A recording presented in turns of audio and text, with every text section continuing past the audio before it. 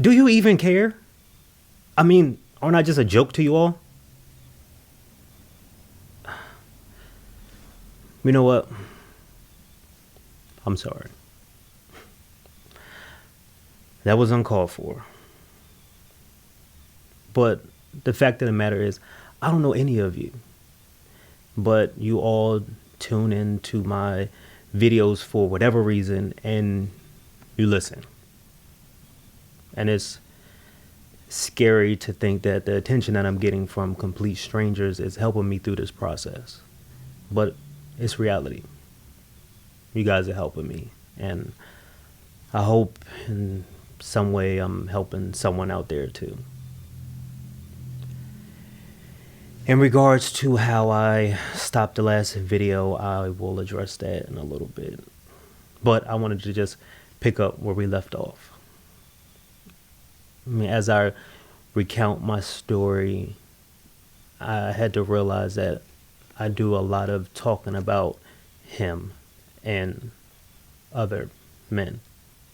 I mean, it's pathetic how I let men just engulf my life. But that is what happened. But in regards to him, I had to make it stop.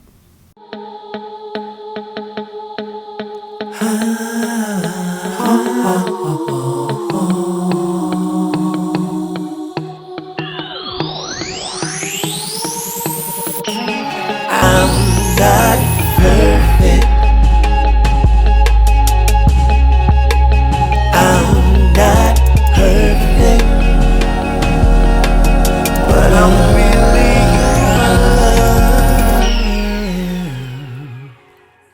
I hadn't spoken to him. I was dodging his calls for over a week. In that time apart, I had to think and process what we were to each other. Dysfunctional. Bryce, stay away from me. Yo, if you just let me explain who Mo is. Look, you know, I just figured out what that means.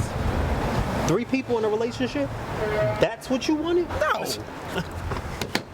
Morris, if you... I opened up to you. I love you for that, No. Morris. And I'll let you in. Hey, Morris, please let me explain. You know what? I'm tired. I'm tired of your secrecy. I'm tired of your lies. And you know, can you just move, please? Morris.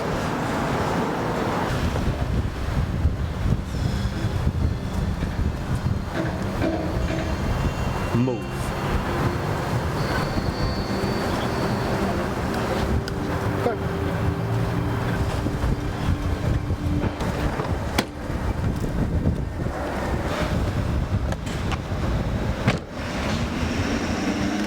I was so angry, and I felt like he could tell how serious I was, because I felt like if he didn't move, I was going to punch him.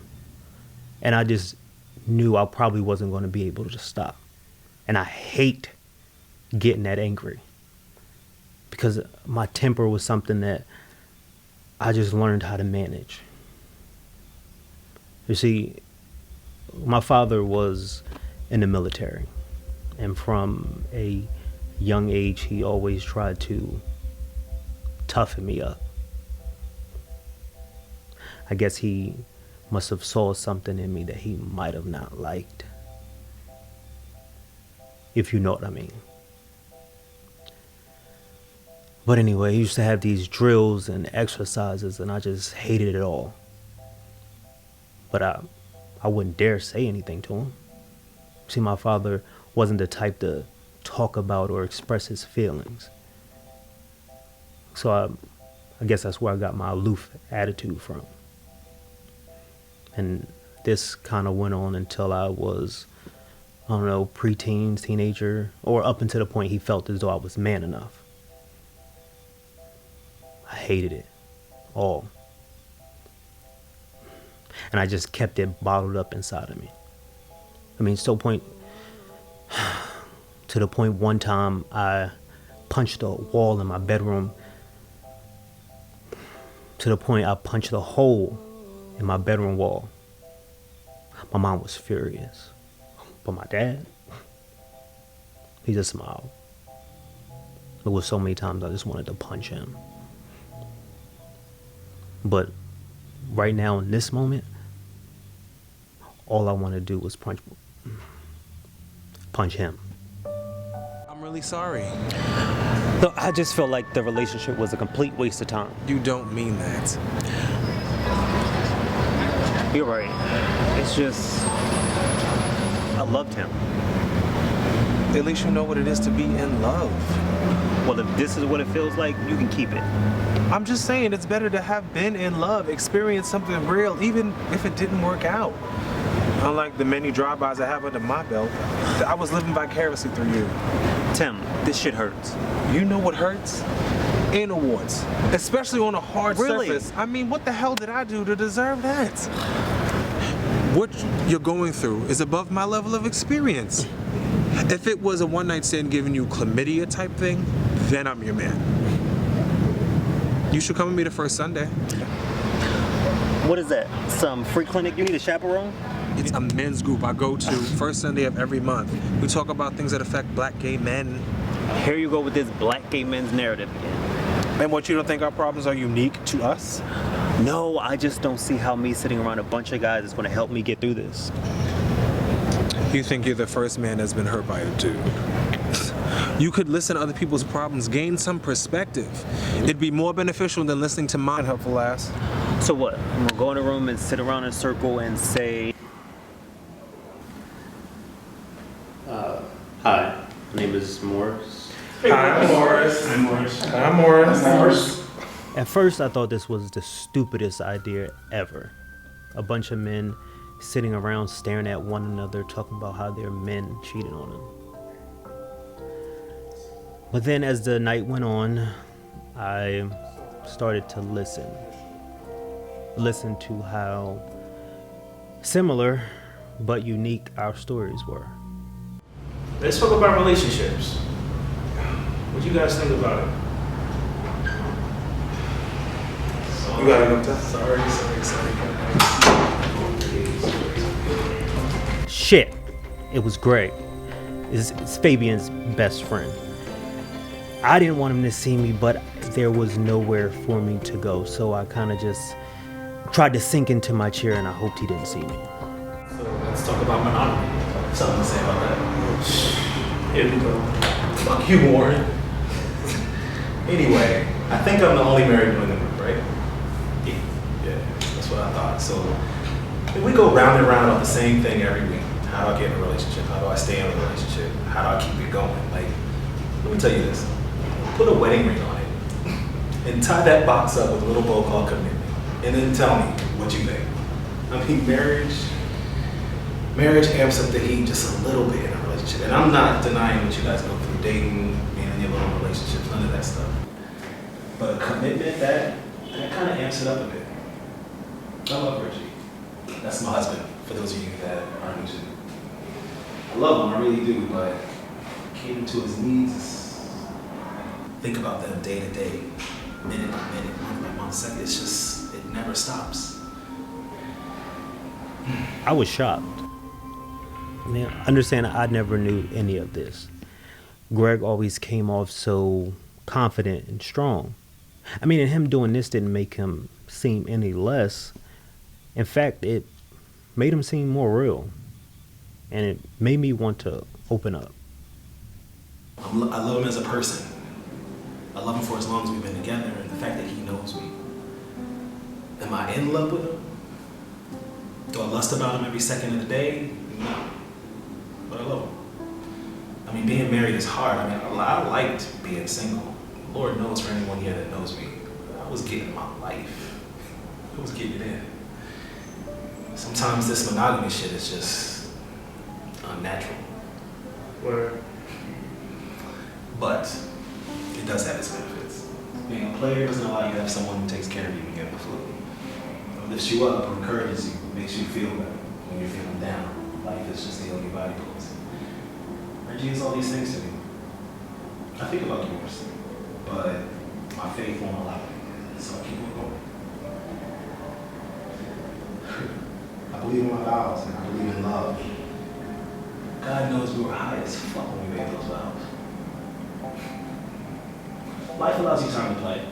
You know, you can play around, you can do all those things, but at some point you have to realize life is real, then we're not getting any younger. Just not.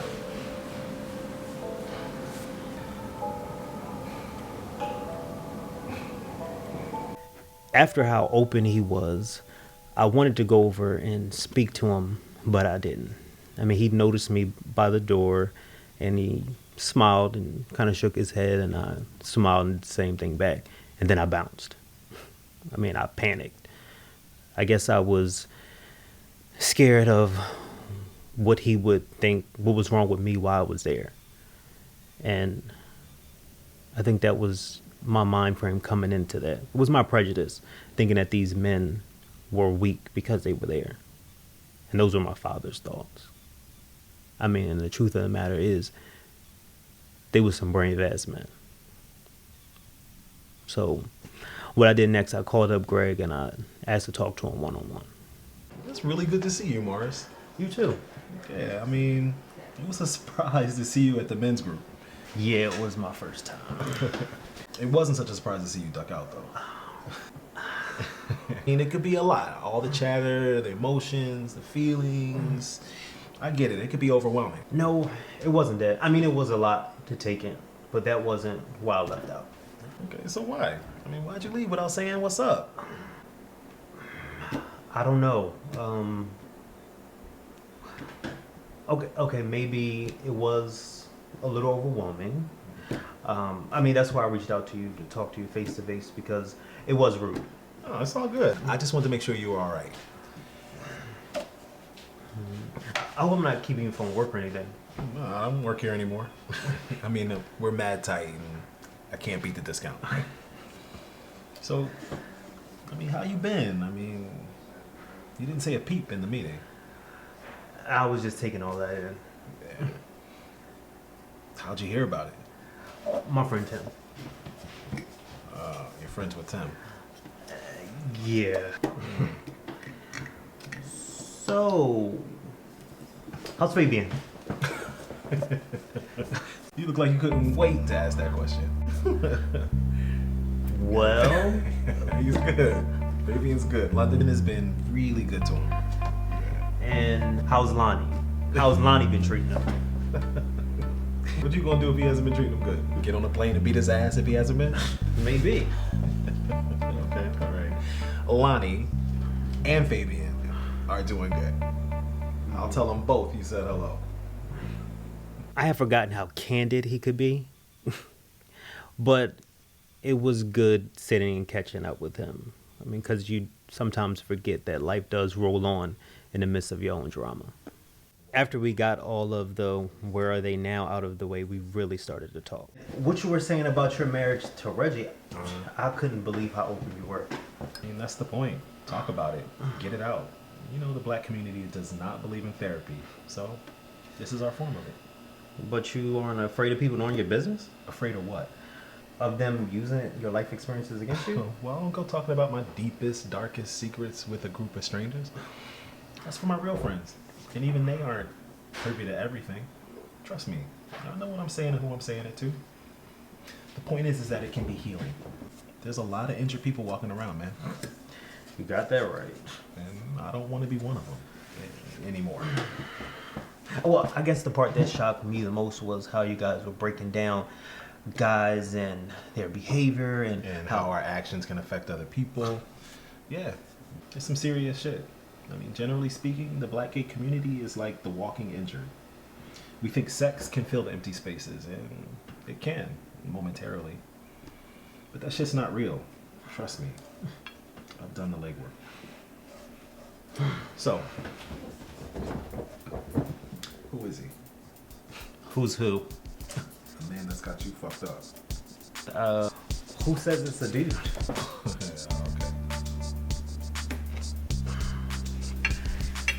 His name is Bryce. When I tell you I spilled everything that had happened to Greg, it was like a champagne cork had been popped and everything just flowed out. I'm surprised he didn't tell me shut the hell up. Well, you know, the great thing about the whole situation was he never judged. He just sat listened, and was supportive. It was like he was the brother that I never had, but I really needed. I really hate to ask this question, but it's important. What? Did you love him? I did. I do. But why do you hate asking that question? Because we all know love isn't enough. I mean, and unless you truly have been in love, you don't even understand what I'm saying. And anything before that is just a fantastical concept of what we think love is. And because you still love him, it's going to be that much harder for you to do what you have to do. And what's that? Move on. But what if I'm not ready to move on? I mean, I said it, but I don't feel it. And that's okay. You might get back together with him. Who the fuck knows? That's not the point. You have to be able to move on for yourself. And what does that even mean? I mean, you've opened up to him in ways you haven't opened up to anyone else, right? All right? I'm saying take some of that back for yourself. I'm not saying close yourself off to other opportunities. What I'm saying is take some of that back so that you can be whole for Morris.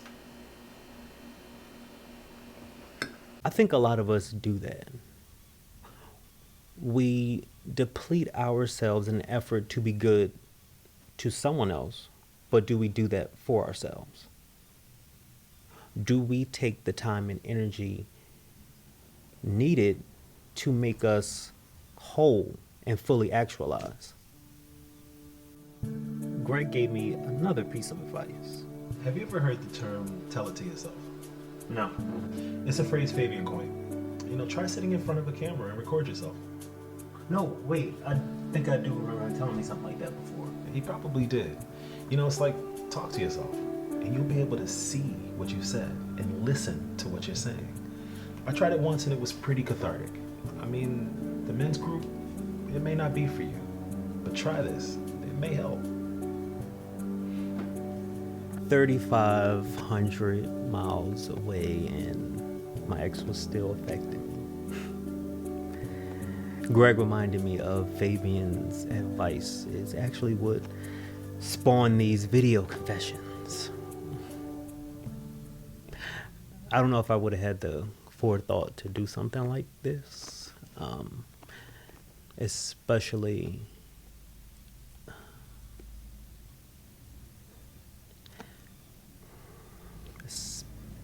after